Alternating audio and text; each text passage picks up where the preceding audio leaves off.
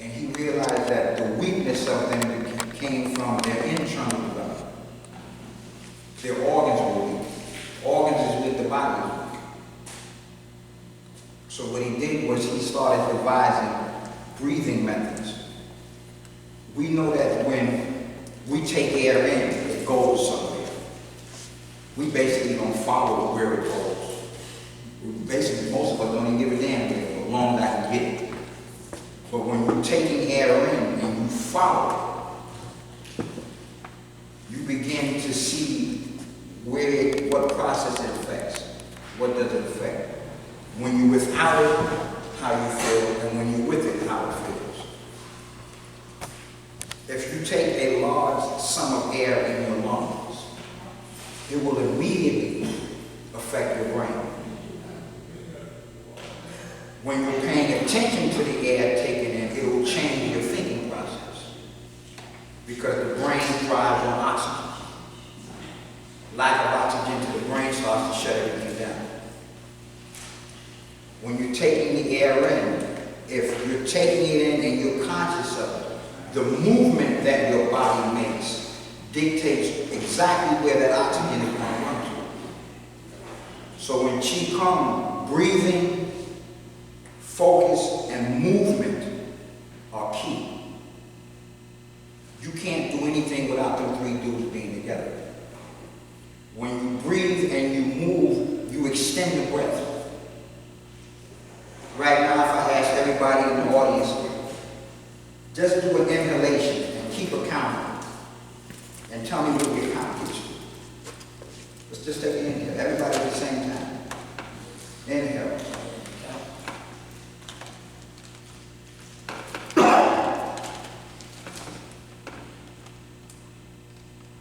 When you reach your peak, just stop. Basically, the average human can take an 8 count. You take the 8 count and hold it. Take an 8 count. Now hold it for 8. Don't let it out. When you reach that 8, exhale on a count of 8. Keep that exhale coming out to the 8. When you reach that exhale, stop. Hold that for a count of 8. And then repeat the process. What that does is that slows your heart rate down. When you slow the heart rate down, you slow the aging process down. You slow down the wear and tear on your organs. Yes, sir. Yeah, you had me thinking when you were talking about functional organs. I'm sorry, can you talk about please? Sorry. I'm sorry. When you talk about the functional organs, and I remember being 15, and an old friend of mine was showing me some Tai Chi exercises that were dealing with. One of them was the lungs, and I think the other one was the kidneys. And I had to rub my navel 36 times clockwise, I think it was forward. And then after doing the exercises we did with those organs, I had to rub my navel 36 times, I think, backwards. But I made the mistake of not rubbing my navel 36 times backwards. And then what wound up happening was all the chi rushed through my head. And then you had to get like 3 different, you had to concoct like 3 different drinks for like all of that to subside. The body works in cycles. Right. The cycles either come in, go down, up, or they go around, right to left, or left to right. If you have an overflow of energy with you, but you want to get your rest, you want to get your sleep, what you do is you walk counterclockwise, you walk to your left in a circle. What that does is it starts to slow the energy travel down. If you want to increase your energy, you walk in a circle to your right. If you want to build chi, then when you take the inhale, you pull from the top of your head in. If you want to decrease that energy, then you pull from what they call your tantien, or just 1 inch below your navel. You start pulling the oxygen in there, and that will slow it down. All these centers, you can breathe through and from. You just have to put your finger on an area and feel the pressure. When you feel the pressure, then you imagine in your head the pulling of the air through that area. That stimulates your chakras. And basic yoga, you have to, they start at your root chakra, the Muladhara. That's your animal base self. For black people, we start at the heart chakra. We don't start downstairs. We start at the heart. Because the heart is what's governing all of your actions. So you pulling your air in here stimulates the heart. It cleans the cavities. Because you're putting a focus, you're putting an intention. It's all, your breathing is based on your intent. When you pull your air in, you can pull it in, a man, basically, even in singing they teach you this, you can feel your lungs, and then you can feel your abdomen. You depress the abdomen, and then you collapse the lungs. So that there's 2 reservoirs that take energy. One is up top and one is at the bottom. Singers, most singers use their diaphragm. Most runners use their lungs. We're taught that when using the diaphragm, you conserve energy. This is why in the arts they wear sashes and they wear belts. Not just a whole uniform. But when you're becoming exhausted and you tighten something around the diaphragm, that forces you to slow your breathing down. When the gut has a free movement, you can increase your energy as much as you want. When you're upset, asthmatic people especially, when they can't get that air in here, they forget about here. So now your lungs start to collapse.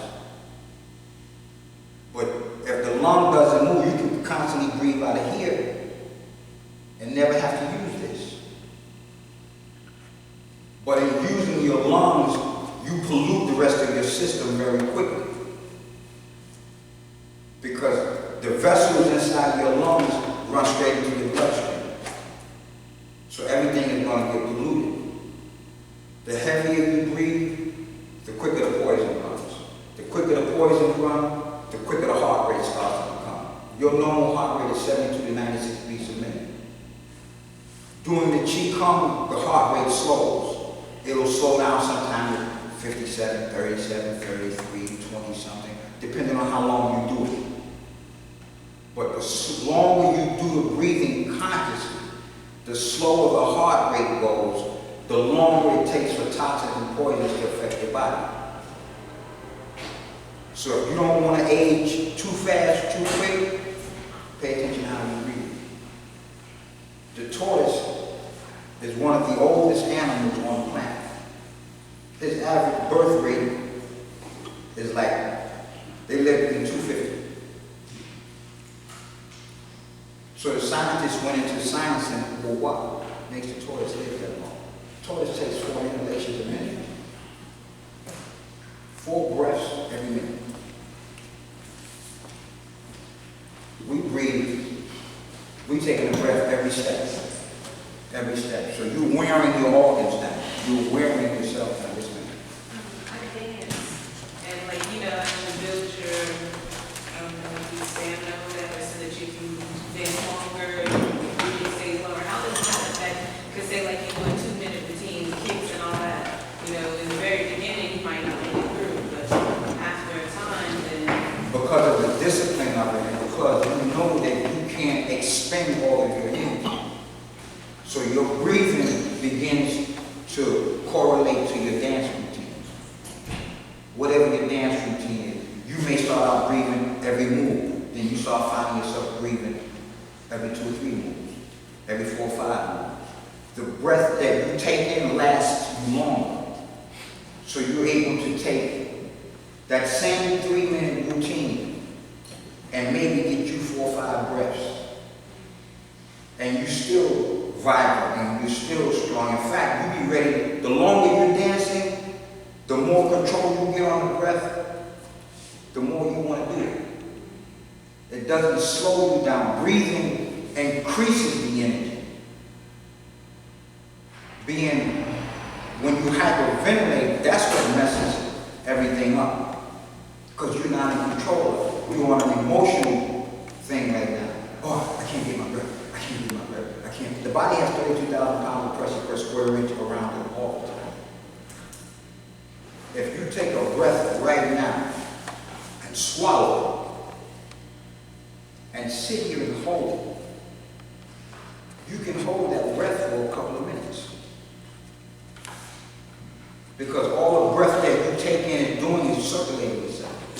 It has no out until you release it.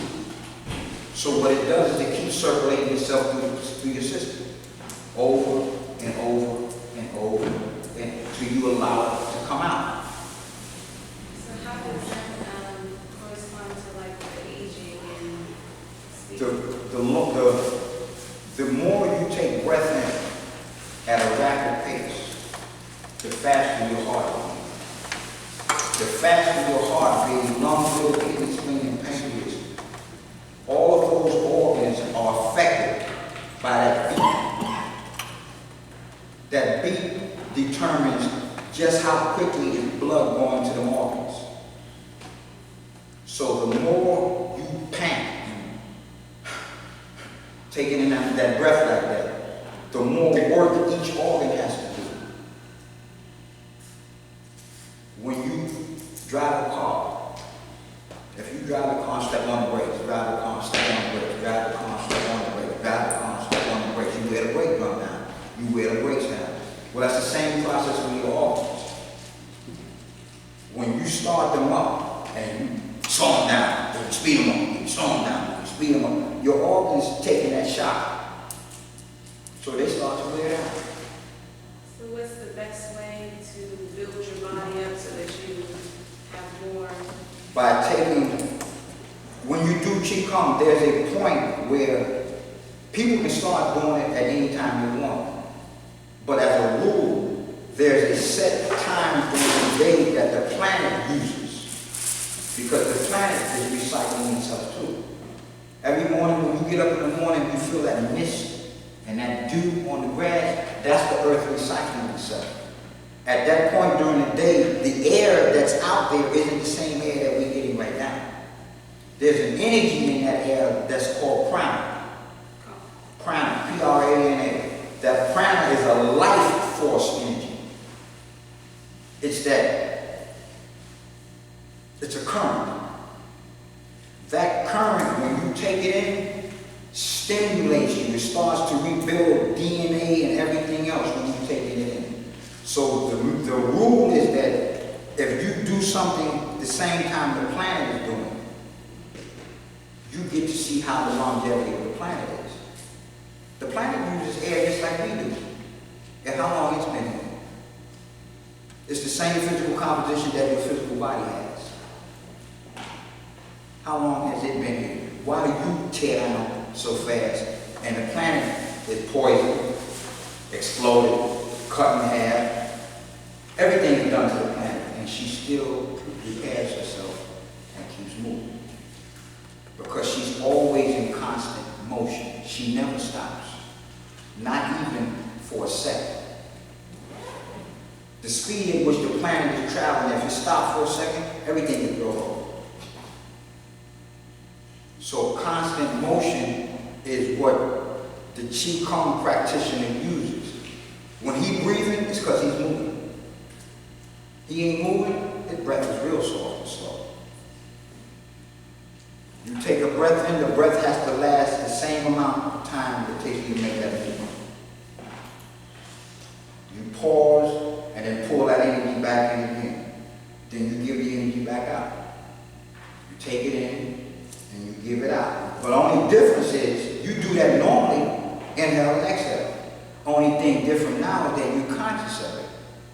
And you're telling the energy where you want it to go. There's an exercise called 2 hands push the sky, which stimulates the central nervous system. And what you do is you inhale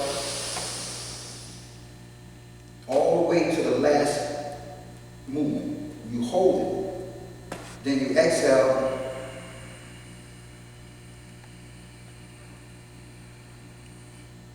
So that movement ends. What you're doing is you're taking the air or the energy and you're cramming it or pushing it down the spine so that you stimulate your whole central nervous system with clean air. Then you take the dirty part or the part that has been used and you lift it right back up out and you give it back to the earth. Same way the tree does. Tree takes in all our garbage and it gives us something clean to work back with again. In doing that exercise, do you visualize that with your You mind? should. You should be able to visualize every movement that you're making so that there's a harmony with it. It's not just a mechanic thing. It has to get past the mechanics. It has to go into a dance, a feeling, a relationship, so that the body craves for it. When you're a dancer, when you do a good routine, you want to keep going. You look forward to the next time you're doing it. Well, when you start stimulating the body with energy, your body craves for that. And it's waiting patiently for you to give it to that.